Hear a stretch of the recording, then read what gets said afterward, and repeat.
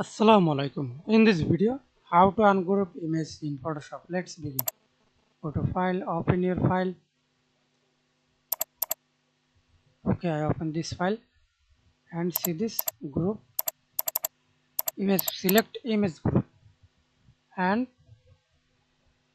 press hold Ctrl Shift Z ungroup, or go to again select group, go to layer panel, layer tab, ungroup layers, click.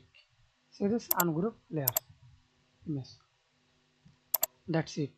Thanks for watching video. Please subscribe to my channel, like, comment, share.